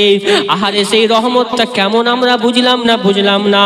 আমার আল্লাহ পাক, আমার আল্লাহর নবীকে প্রত্যেক পরিস্থিতিতে, প্রত্যেকটা ব্যক্তির উপরে, প্রত্যেকটা জন্তু জানোয়ারের উপরে আমার আল্লাহ রাসূলকে রহমত করে পাঠিয়েছে। দিয়েছেন। আর এই জঙ্গলের জন্তু জানোয়ার, সেই সমস্ত জন্তু জানোয়ারের বাচ্চাদেরকে যদি কোনো শিকারী গ্রাস করে নিত, অথবা কোনো জন্তুরকে যদি কোনো শিকারী তাদেরকে শিকার করে নিত, ওই শিকারকৃত জন্তুর আমার রাসূলুল্লাহকে সাহায্য করতে লাগতেন। ইয়া রাসূলুল্লাহ, ইয়া হাবিবাল্লাহ, আমার বাচ্চা আছে, এই শিকারী আমাকে শিকার করে নিয়েছে, আমার বাচ্চা তো না খেতে পেয়ে মারা যাবে। আর আমার রাসূল সঙ্গে সঙ্গে বলতেন, এই শিকারকৃত জন্তুটাকে তুমি ছেড়ে দাও, ছেড়ে দাও। জন্তুদেরও দুঃখ কষ্ট আমার রাসূল শুনতেন, সব ঠিক করে দিতেন। তা সাহাবী এরকম বিপদে পড়ে গেছে, চলো রাসূলুল্লাহর দরবারে। আজকে তো আমার হাবিবুল্লাহ নেই, তাহলে আজকে আমরা বিপদে পড়লে কি করব? আল উলামা ওয়ারাসাতুল আম্বিয়া। আল্লাহর নবী বললেন, আমি চলে যাচ্ছি, কিন্তু আমার ওয়ারিস, আমার ইলমের ওয়ারিস আমি আপনার আলেমদেরকে করে গেলাম। এই আলেমরা হচ্ছে নবীদের ইলমের ওয়ারিস। কিছু ভুল হয়ে গেল, জানার ইচ্ছা, আলেমদের কাছে চলে যাও। ভুলটাকে নিয়ে থাকুনি, খবরদার, ফেসে যাবে কিন্তু কিয়ামত ময়দানে। এটা চালাকির পরিচয় হবে না। ভুল হয়ে গেছে, সঙ্গে সঙ্গে আলেমের কাছে গিয়ে জিজ্ঞাসা করে জেনে নাও। আমার রসুলকে যখন এই কথা বলেছেন, রসুল তিনটে বাঁচার অপশন দিলেন। তিনটের একটাও সাহাবী বলছেন, ইয়া রাসূলুল্লাহ, আমি করতে পারবো না। আমার রসুল চিন্তিত হয়ে গেল। রসুল রাহমাতুল লিল আলামিন রসুল দেখতে লেগেছেন, আজকে আমার এই সাহাবী যদি তার এই গুনার কাফারা যদি না দিয়ে দেয়, জাহান্নামে চলে যাবে। আমি হাবিবুল্লাহ সহ্য করতে পারবো না। আমার রাসূল চিন্তাগ্রস্ত হয়ে, আমার রাসূল মহব্বত করে, ভালোবেসে, উম্মতের কথা চিন্তা করে আমার ওই সাহাবীকে বললেন, যাও বাবা, তুমি এক সাইডে এখন বসো, দেখছি কি করা যায়। চিন্তা করছি, আল্লাহর হুকুমের অপেক্ষায় আছে। আমার আল্লাহ কি বলেন সেটাই করবেন আমার রাসূল। আমার রাসূল আবার বসে আছেন, এটা সামনে সাহাবারা বসে আছেন, আমার রাসূলও বসে আছেন। মুসলিম শরীফের মধ্যে অন্য রিওয়ায়াতে আবার এই অংশটা এসেছে, কি আপনারা আমার নবী দিন বাদশা হাবিবুল্লাহ জনাবে মুহাম্মদ সাল্লাল্লাহু আলাইহি ওয়াসাল্লাম হুজুর আমার যখন ওই সাহাবীকে বললেন, বাবা যাও একটা সাইডে গিয়ে বসো, আমার রাসূলুল্লাহর কথা শুনে ওই সাহাবী মজলিসের একটা সাইডে গিয়ে বসে পড়েছে। এমন সময় হঠাৎ করে দেখতে পাওয়া যায়, ওই মজলিসের অন্য একটা কোণা থেকে অন্য একজন সাহাবী একটা চাঙারি ভর্তি করে খেজুর নিয়ে আমার রাসূলুল্লাহর দরবারে হাজির হয়ে গিয়েছে। আমার রাসূলুল্লাহকে একটা চাঙারি ভর্তি করে খেজুর নিয়ে আমার হাবিবুল্লাহকে হাদিয়া দিয়েছে, তোহফা দিয়েছে, নজরানা দিয়েছে। ওই হাদিয়াটা পেয়ে আমার ওই সাহাবীর জন্য আমার রাসূলুল্লাহ দোয়া করে দিলেন এবং খুশি হয়ে গেলেন। দোয়া করার পরেতে সঙ্গে সঙ্গে ওই যে গুনার কাজ করে রাসূলুল্লাহর কাছে বাঁচার জন্য এসেছিলেন, ওই সাহাবীর কথা, ওই সাহাবীর নাম ধরে আমার রাসূল ডাকতে লেগেছে, ও আমার সাহাবী কোথায় গেল, কোথায় গেল, আমার সামনে এসে উপস্থিত হও।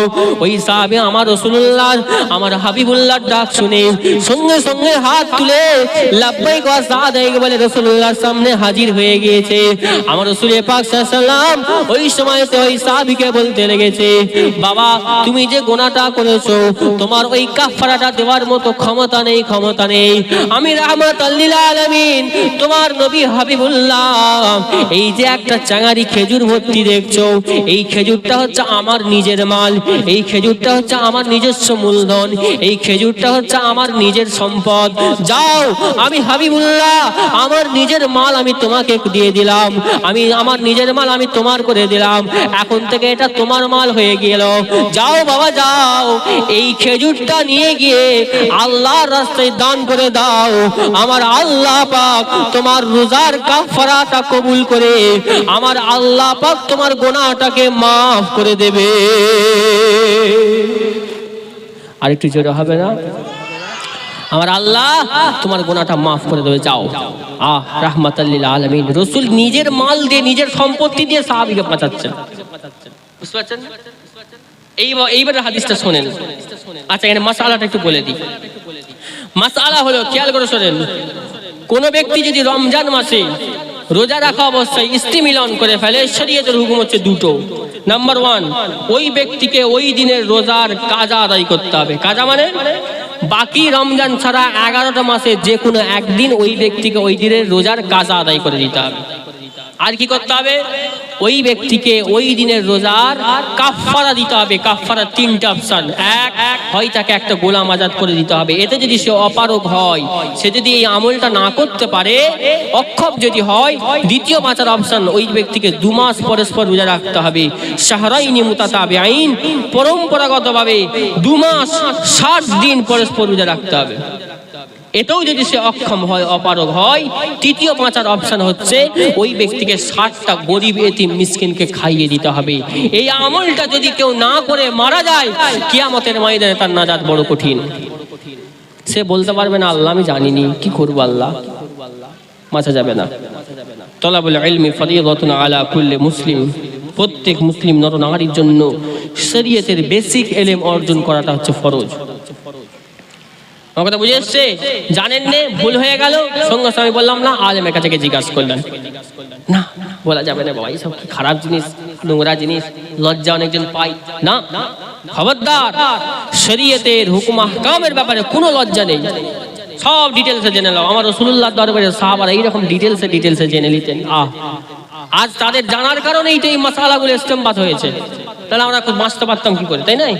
তাদের এই হাদিস পাক থেকে আমরা শিখেছি, সেই অনুযায়ী আবু হানিফা হুজুর, ইমাম মালিক হুজুর, আহমদ হুজুর, আপনার ইমাম শাফি হুজুর, যত আপনার ফুকাহার আপনার ইমামরা আছেন, তারা মাসালা লিখে দিয়েছেন। কেউ তো নিজের থেকে লেখেন নেই, সব ওই সাহাবা, সালফে সালিহিন, আইম্মে মুস্তাহিদিন, আমার হাবিবুল্লাহ থেকে সব নিয়েছেন। জোরে বলেন সুবহানাল্লাহ। তাহলে এখন তাহলে কি করবেন? এখন তো ধরেন গুলাম, তো গুলামের প্রচলন নেই, গুলাম তো আর পাওয়া যাবে না। তাহলে কি, দুটো অপশন, হয় তাকে 60টা মিসকিনকে খাইয়ে দিতে হবে, না হলে 2 মাস পরস্পর রোজা রাখতে হবে। আর কি, ওই দিনের রোজার কাজ আদায় করে দিতে হবে, তবে তার গুনাহটা আল্লাহ মাফ করবেন। আল্লাহ পাক সকলকে সহি বুঝ দান করেন। এমন অবস্থা যদি কারোর হয়েও যায়, এখন যে আপনি জেনে গেলেন, আমি যে মাসালাটা বলে দিলাম, এই এখনো আপনাকে কিন্তু আমল করে দিতে হবে, নাহলে কিয়ামতের ময়দানে নাজাত বড় কঠিন হয়ে যাবে। আল্লাহ পাক সকলকে আমল করার তৌফিক দান করেন। এই যে শরীয়তের কিছু কিছু এমন ভাইটাল মাসালা আছে, আমরা অনেক সহজ ভাবি, কিন্তু হাকিকাতে সহজ নয়। এমন কিছু কিছু ভাইটাল মাসালা আছে, আমরা অতটা গায়ে পাতি না, ঠিক আছে যেমন আছি তেমন। সুদের ব্যবসা করছি, মনে মনে ভাবছি গো বাবা, এখনো ওইসব অত কিছু বাঁচাবাচি করতে গেলে কাজ কারবার সব ডবে উঠে যাবে, এখনো করা যায়, ওই যেমন আছে তেমন থাক, যেমন আছে তেমন থাক। কবরে বুঝে বলতে পারবে তো ফেরেশতাকে, তখন কি হবে? যে বরং এটা বলো যে হক হালালের উপরে থাকবো, তাতে যেমন তেমন করে ডাল ভাত খেয়ে যদি জীবনটা চলে যায় তেমন চলে যাক, এইটা বলো। আমার আল্লাহ ওতে সুকুন আপনার দিয়ে দেবে, আপনার শান্তি আসবে জীবনে, আপনার জীবনে বরকত আসবে, বড় বড় পেরেশানি থেকে আল্লাহ হেফাজত করবে। আর হারামের মধ্যে যখনই যাব, পেরেশান, বালা, মুসিবত, টেনশন, চিন্তা, ঝামেলা, এই ঝামেলা, সব জায়গায় ঝামেলা খালি মনে হবে, শান্তি হবে না, তো সুকুন আসবে না জীবনে। সুকুন পেতে গেলে ওই হাবিবুল্লাহর কথা থেকে চলে যেতে হবে।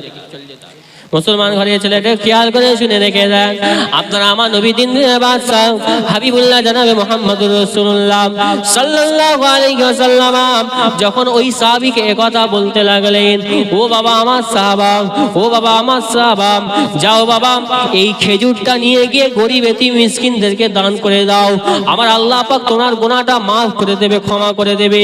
ওই সময়তে মুসলিম শরীফের হাদিস পাকের মধ্যে পাওয়া যায়, রাসূলুল্লাহর ওই সাহাবী বলতে গেছেন, ইয়া রাসূলুল্লাহ, ইয়া হাবিবাল্লাহ, এই মদিনার যত গ্রাম অঞ্চল আছে, এই মদিনার যত চাটিয়াল ময়দান আছে, এই মদিনার যত উপত্যকা আছে, এই টোটাল মদিনার গ্রাম অঞ্চলের জায়গায় যদি ওয়ান সিঙ্গেল পারসন, একজন যদি কেউ গরিব থাকতে হয়, সেটা হচ্ছে আমি ইয়া রাসূলুল্লাহ, আমার থেকে তো আর কেউ গরিব নেই ইয়া রাসূলুল্লাহ, তাহলে আমি আবার এই খেজুরটা কোন গরিবকে গিয়ে দিতে যাব?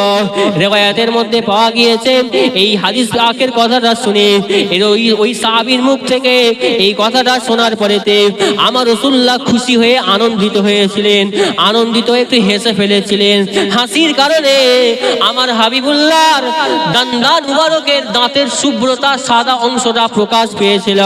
এরপরেতে আমার হাবিবুল্লাহ বলেছিলেন, ও আমার সাহাবা, যাও বাবা তুমি এই খেজুরটা বাড়িতে নিয়ে চলে যাও, তুমি তোমার পরিবারের কাছে নিয়ে চলে যাও, তুমি তোমার পরিবারের কাছে নিয়ে গিয়ে তুমি তোমার বিবি বাল বাচ্চা ছেলে পুলেদেরকে দিয়ে ভাগ করে খেয়ে নাও, আমার আল্লাহ পাক তোমার গুনাহটাকে আল্লাহ মাফ করে দেবে। আমার আল্লাহ তোমার গুনাহ মাফ করে দেবে। যাও। কেন? এটাও এক প্রকারের সাদাকা। আপনি বলবেন সাদাকার জিনিস নিজে কি করে খাওয়া যায়? সত্যি, ঠিকই কথা। সাদকার জিনিস, কাফারার জিনিস গরিব মানুষ খাবে, গরিব মানুষ খাবে, নিজে খেতে পারবে না। তবে জেনে রেখে দেন, মুহাদ্দিসিনগণ এই হাদিসের ব্যাখ্যায় লিখে দিয়েছেন, হাযিহি খাসাতুল লিরাসূলিল্লাহি সাল্লাল্লাহু আলাইহি ওয়াসাল্লাম, এটা শুধুমাত্র আমার হাবিবুল্লাহর জন্য খাস ছিল। এর মানে হলো, এখন যদি কোনো ব্যক্তির এমন কোনো গুনাহ হয়ে যায়, ওই ব্যক্তির নিজস্ব মূলধন, নিজের অর্থ দিয়ে ওই কাফারাটা মিটাতে হবে, তবে আমার আল্লাহ পাক ওই ব্যক্তির গুনাহটা মাফ করে দেবে।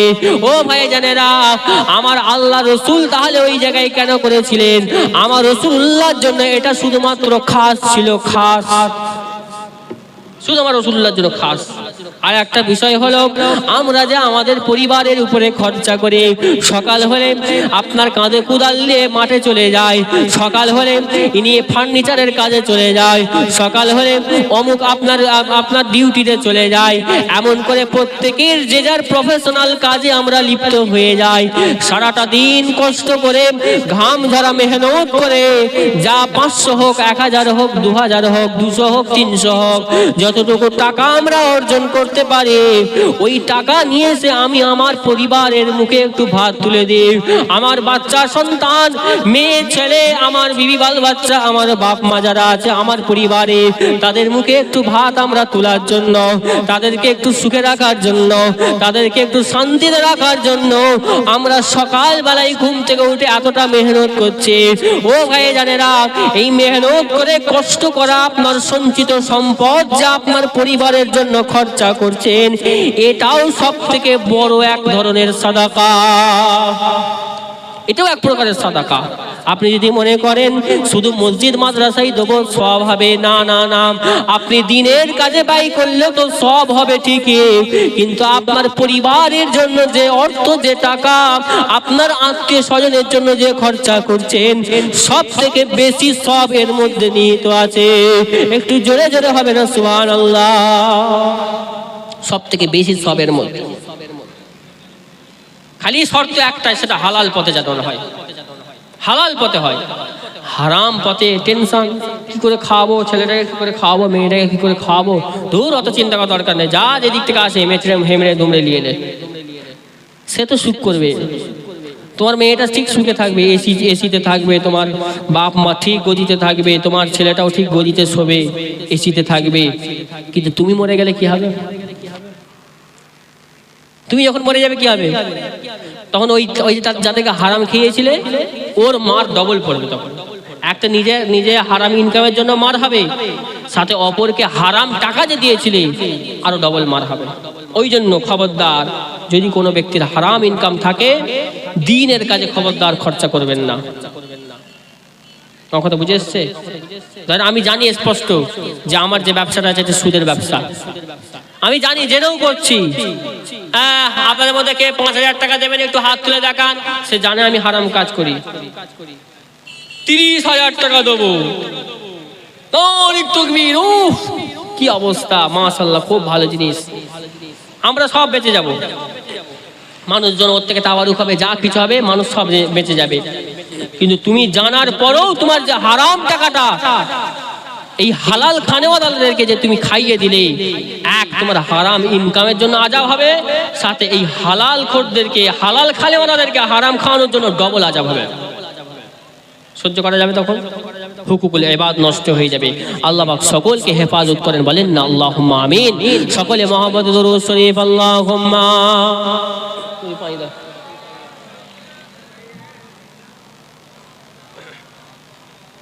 وعلى آل سيدنا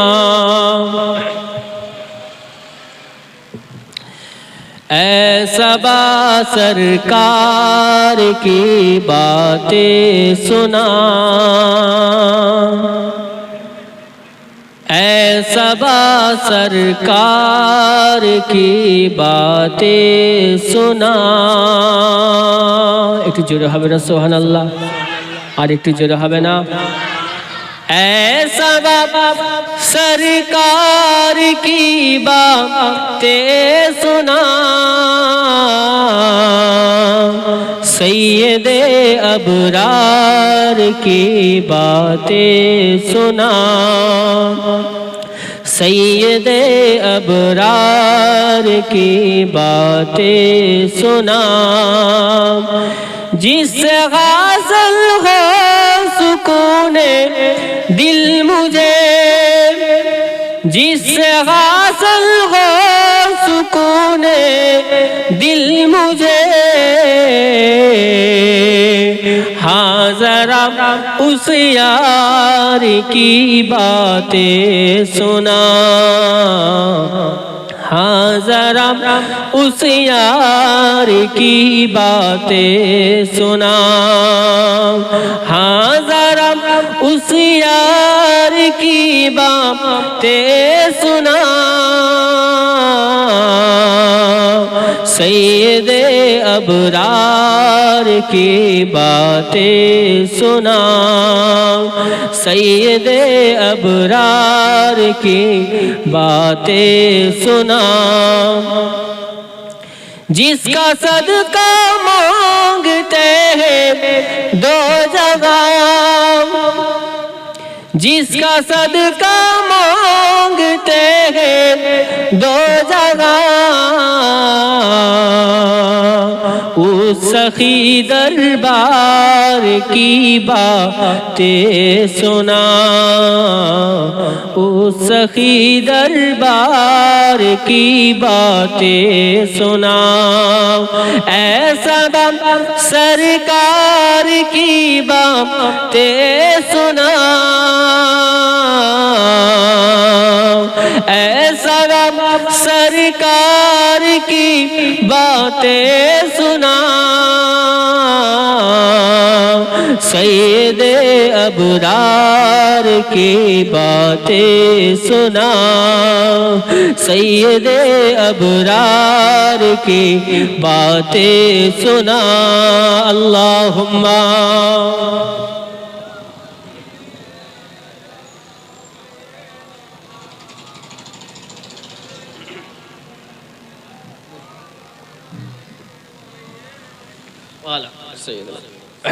তাহলে আজকে যে কথা বিষয় আমরা এখানে এই মজলিস থেকে শিখলাম যে নিজেদের জীবনকে তাকওয়ার রাস্তায় কিভাবে আমরা পরিচালনা করব, কতটুকু আমরা মুত্তাকি হতে পারলাম, সেই বিষয়ে আমরা একটু নিজে নিজে ভাববো, চিন্তা করব এবং নিজের পথ চলাটাকে মুত্তাকিনদের অন্তর্ভুক্ত করার চেষ্টা করব। বলেন না ইনশাআল্লাহ? এইবারে চলে আসেন, আমরা সবাই মুত্তাকি হতে চাইতে নাকি? আর মুত্তাকি হয়ে যাওয়া মানে আল্লাহর ওলি। আচ্ছা, কারা কারা আল্লাহর ওলি হতে চাই না একটু হাত তুলে দেখান তো। ও বাবা, তোমার সব ওপর ওপর চলে যাচ্ছে। এইরকম আমি ওয়াজ করছি পুরো এইভাবে গিয়ে প্যান্ডেলের ওপর দিয়ে সব কথা চলে যাচ্ছে মনে হচ্ছে। আমরা সবাই চাই না আল্লাহর ওলি হতে? হ্যাঁ, আমার মানে ওয়াজ ভালো লাগছে নাকি? আমি যে ওয়াজ কতটুকু বললাম বুঝতে পেরেছেন তো নাকি? আমি এখানে যদি মনে করি দুটো চারটে গল্প বলবো, চলে যাবো, পারতুম। কিন্তু ওই কথা বলার মধ্যে, ওই গল্প বলার মধ্যে আমি তো হক আদায় করতাম না। আপনারা যদি কিছু না বোঝেন, না শেখেন এই মজলিস থেকে, এই এত কষ্ট করে সময় দিয়ে আপনারা কাজ কারবার ছেড়ে এসে এই মজলিসে বসে আছেন, সব বৃথা হয়ে যাবে, বেকার হয়ে যাবে। যে আমরা সবাই আল্লাহর ওলি হতে চাই তো? আচ্ছা, এবারে কারা কারা আল্লাহর ওলি হতে চাই হাত তুলে দেখান। নারে তাকবীর। আর একটু মহাব্বতে দেন না, নারে তাকবীর। আল্লাহ কবুল করেন। তাহলে আমরা সবাই যখন আল্লাহর ওলি হতে চাই, সবার আগে যে কাজটা করবো সেটা হচ্ছে তওবা করে নেবো। ওই যে বললাম এতদিন আমাদের বয়স, প্রত্যেকের যে যার বয়স আমরা গুনে নিই যে আমাদের প্রত্যেকের বয়স কত হলো। কারোর 24 বছর, কারোর 26 বছর, কারোর 25 বছর, কারোর 60 বছর, কারোর 50 বছর, 40 বছর, যতটুকু হয়েছে গুনে নেন। গুনে নিয়ে বাকি জীবন ভুলে যান। যা হয়েছে এখন তওবা, আর যা হয়েছে আর করবেন। যদি হারাম ব্যবসা থাকে হালাল ব্যবসার দিকে লাইন শুরু করে দেন, তাতে কম টাকা ইনকাম হোক, চিন্তা করা যে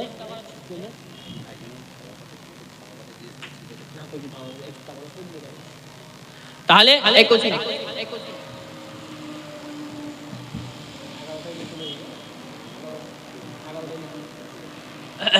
তাহলে আমি কি বলছিলাম যে একটু হয়তো ইনকাম কম হবে, প্রত্যেকদিন 2000 টাকা হচ্ছিল, হয়তো 200 টাকা হবে, বেঁচে যাব আমরা, কিন্তু আমরা বেঁচে যাব। আর ওই 200 টাকার মধ্যে আল্লাহ এত বরকত দেবে আপনি বুঝতে পারবেন না। আপনার সুকুন, শান্তি, খুশ আপনি থাকবেন। নিজে থেকে পরিবর্তন করলেন কেন? আমার আল্লাহর কোরআন বলছে, ইল্লা মান তাবা ওয়া আমানা ওয়া আমিলা আমালান সালিহা ফাউলাইকা ইউবাদদিলুল্লাহু সাইয়্যাতিহিম হাসানাত। মুসলমান ঘরের ছেলের একটু খেয়াল করে শুনে রেখে দেন। ও নবীর উম্মতেরা, নিজের খাহেসটাকে একটু দমন করা আমরা শিখি, নিজের চাপাটাকে একটু মারতে আমরা শিখি, নিজের খাহেস চাপাটাকে আমরা জবাই করা একটু শিখি, শেষ করা একটু শিখি। যখনই আমাদের নিজের খাহেসকে দমন করে নিতে পারবো, আমাদের প্রত্যেকের জন্য আল্লাহর রাস্তায় চলাটা অনেক সহজ হয়ে যাবে।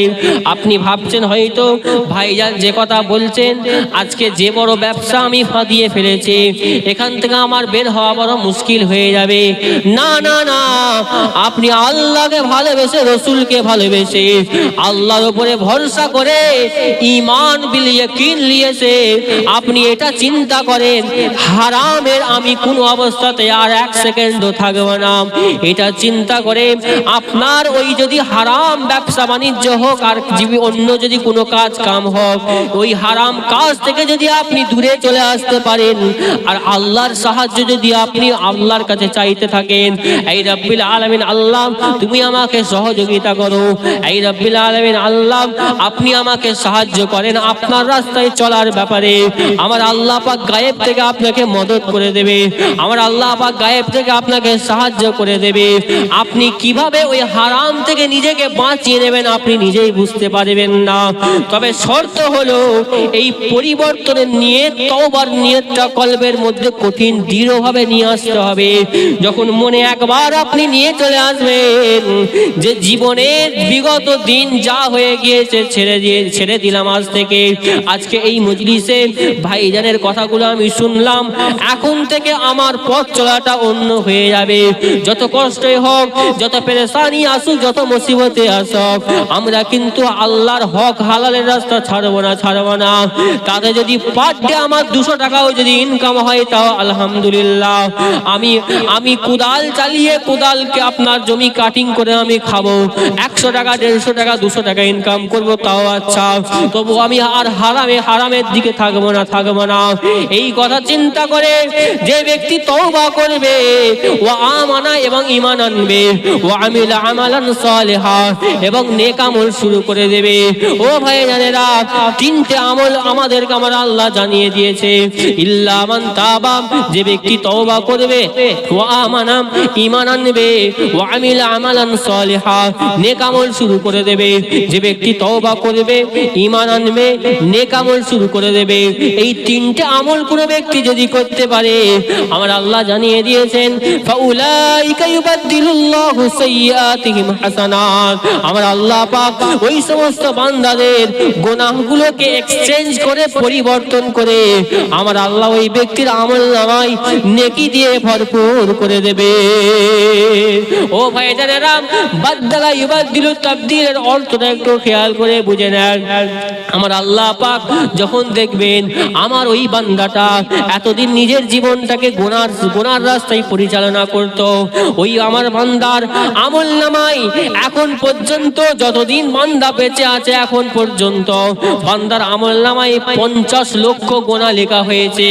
আপনি যখনই আল্লাহর দরবারে নামাজ পড়ি ফেলে 2 রাকাত নফল নামাজ পড়ে গভীর অন্ধকারে রাত্রির বেলায় 2 হাত তুলে আল্লাহর দরবারে জারে হয়ে যখন কান্না ছেড়ে দেবেন, এই রব্বিল আলামিন আল্লাহ ভুল বুঝে নিজের খাহেসে, দুনিয়ার চাহাতে, মানুষকে দেখে, মানুষের টাকা অর্থকে দেখে আমি আমার টাকাকে বাড়াতে গিয়ে, সম্পদকে বৃদ্ধি করতে গিয়ে হালাল হারাম আমি চিন্তা করিনি, চিনি। আল্লাহ এতদিন হারাম অনেক ইনকাম করে ফেলেছি, আল্লাহ অনেক গুনার কাজ করে ফেলেছি। আল্লাহ আল্লাহ তুমি তো রহমানুর রহিম, তুমি মাফ করে দাও, ক্ষমা করে দাও, ক্ষমা করে দাও। এইভাবে যখন কেঁদে কেঁদে আপনি আল্লাহকে বলবেন, আমার আল্লাহর রহমতে জোশ মেরে উঠবে, আমার আল্লাহর রহমতে জোশ মেরে উঠবে। আমার আল্লাহ পাক আল্লাহর ফেরেশতাদেরকে বলতে থাকবে, ও আমার ফেরেশতারা, ও আমার ফেরেশতারা, দেখো দেখো দেখো দেখো, আমার বান্দাটা এতদিন আমার থেকে বিমুখ হয়েছিল, এতদিন আমার বান্দাটা আমাকে ভুলেছিল, এতদিন আমার বান্দাটা আমার থেকে অনেক দূরে ছিল।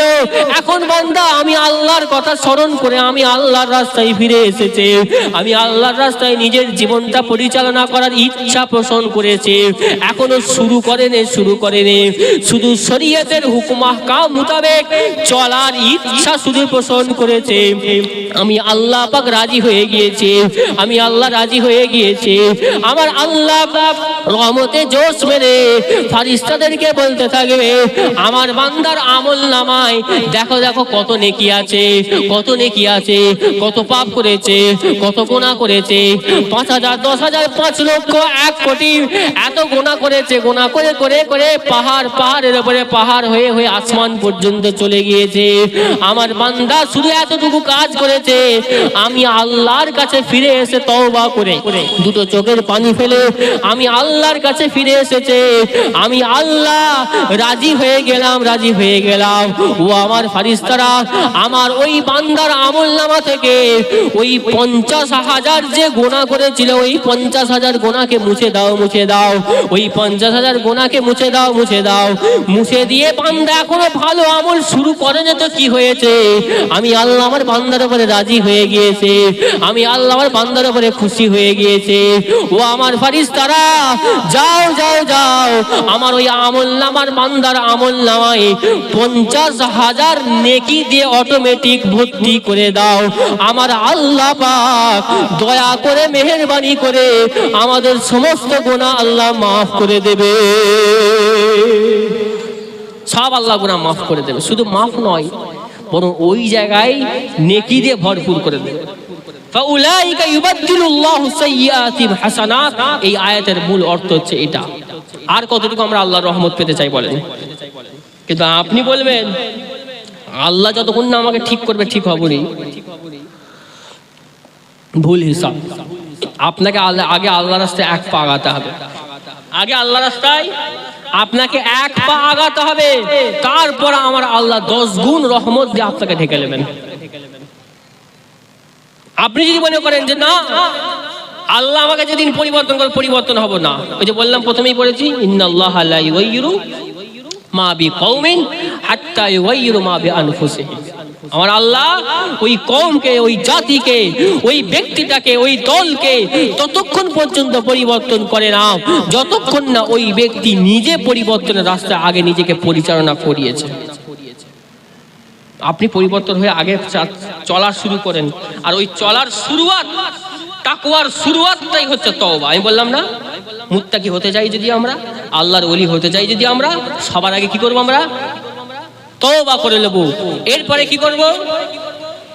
মানুষের যা হক নষ্ট করেছি, হুকুকুল ইবাদ, বান্দার হক যা নষ্ট করেছি, সব একদার থেকে সব মিটানো শুরু করব। এতদিন দলীয় দাপটে মানুষের 5 বিঘে জমি কেড়ে নিয়েছে, বুঝলেন না? মানুষের 5 লাখ টাকা মেরে নিচ্ছে, টাকা ধার দিয়েছিল, বিশাল বড় শক্তি হয়ে গেছে এখন। ভাই আমার টাকাটা দাও। কি তুই কবে আমাকে ধার দিয়েছিস? মানে ধার দেয়নি বলছে, ধার দিয়েছিল কিন্তু টাকা মেরে নিল। বেশি বললে ফেটিয়ে ফেলবে, যাবে। ও বেচারি দুর্বল মানুষ ভয়ে ভয়ে চলে গেল। 5,000 টাকা ধার দিয়েছিল, তাকে দিলনি, মেরে নিল। এখন আপনার মনে হয়েছে ভাইজান যে কথাগুলো বলে গেল ঠিকই তো, সেই তো কবরে যেতেই হবে একদিন আমাদেরকে, আর কত গুনাহ করব না, থাক আর নয়, এইখানে স্টপ।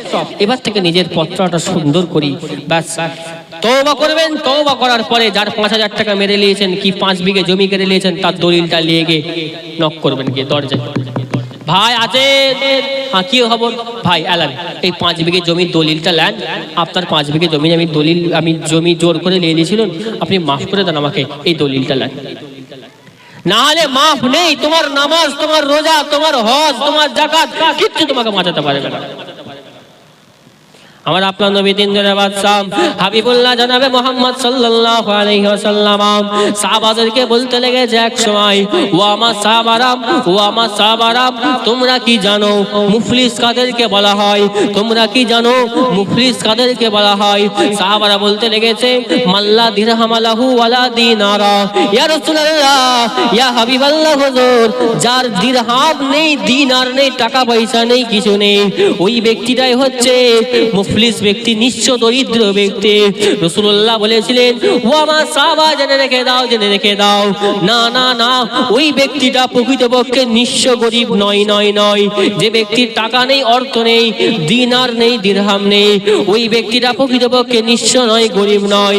ও আমার ভাই জানেরা, আমার রাসূল এই সময় জানিয়ে দিয়েছিলেন, কিয়ামতের ময়দানে, কঠিন কিয়ামতের ময়দানে একদল এমন লোক উঠবে যাদের অনেক নামাজ থাকবে, যাদের অনেক রোজা থাকবে, যাদের অনেক হজ থাকবে, যাদের অনেক যাকাত থাকবে, যাদের অনেক সাদাকা থাকবে, অনেক হালাল কাজ, অনেক ভালো কাজ থাকবে, কিন্তু সাথে সাথে মানুষের হক নষ্ট করাও থাকবে, মানুষের উপরে অত্যাচার করাও থাকবে, মানুষের টাকা মেরে খাওয়াও থাকবে, মানুষের জমি জায়গা কেড়ে নেওয়াও থাকবে, মানুষকে হাতের দ্বারাই কষ্ট দেওয়াও থাকবে, মানুষকে মুখের দ্বারাই কষ্ট দেওয়াও থাকবে।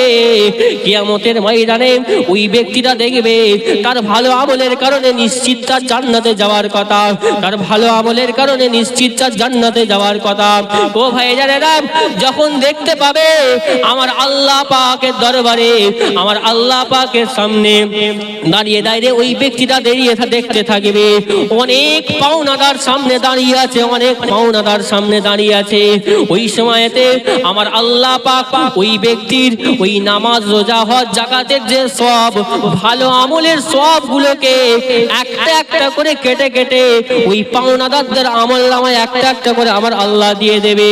ও ভাই জানেরা, এমন করে দিতে দিতে দিতে দিতে দিতে দিতে শেষ পর্যন্ত দেখা যাবে ওই ব্যক্তির অনেক ভালো আমল ছিল, নিশ্চিত সে জান্নাতে যাওয়ার কথা ছিল, কিন্তু তার সব ভালো আমলগুলো দুনিয়ায় মানুষের হক নষ্ট করার কারণে, মানুষকে মেরে নেওয়া, কেটে নেওয়ার কারণে আমার আল্লাহ তার ভালো আমলগুলো সব কেটে কেটে দিয়ে দেবে। দিয়ে দেওয়ার পরেতে ওই ব্যক্তির আমল নামায় আর ভালো আমল অবশিষ্ট থাকবে না, বাকি থাকবে না। এরপরেও দেখতে থাকবে যে এখনো পর্যন্ত পাওনাদার লাইন দাঁড়িয়ে আছে, এখনো তার নেকি নেবে বলে।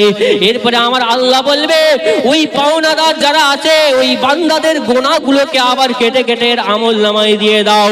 এইভাবে যখন তার আমল নামায় দিয়ে দেওয়া হবে, ওই ব্যক্তিটা দেখবে আমি তো তওবা করে হক হালাল রাস্তায় নিজের জীবনটা পরিচালনা করেছিলাম, থেকে নিজেকে পরিবর্তন করে হক হালালের রাস্তায় নিয়ে এসে শরীয়ত মোতাবেক নিজেকে পরিচালনা করেছিলাম থেকে, কিন্তু আজকে দেখছি মানুষের হক গুলো না মেটানোর কারণে আমি আজকে পৃথিবীর মধ্যে এই আপনার মাহশরের ময়দানে সব থেকে গুনাহগার ব্যক্তি। আমার হাবিবুল্লাহ জানিয়ে দিয়েছেন, ওই নিঃস্ব গরিব হওয়ার যে অনুভূতি, যে অনুভবটা ওই সময়তে ওই ব্যক্তিটা ওই কিয়ামতের ময়দানে, হাসরের ময়দানে অনুভব করবে। তাই বলে যাই ভাইজান, এখনো সময় আছে, এখনো নিঃশ্বাস আমরা নিচ্ছি, জান এখনো আছে।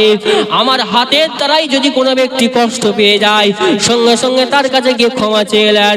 মুখের দ্বারাই কেউ যদি কষ্ট পেয়ে যায়, সঙ্গে সঙ্গে তার কাছে গিয়ে ক্ষমা চেয়েলেন। আমরা হচ্ছে মুমিন মুসলমান মানুষ, আমাদের হাত এবং মুখ দ্বারাই অপর কোনো ব্যক্তি যেন আপনার সমস্ত জুলুম অত্যাচার থেকে নিরাপদ থাকে, এটাই হচ্ছে একজন মুমিনের দাবি।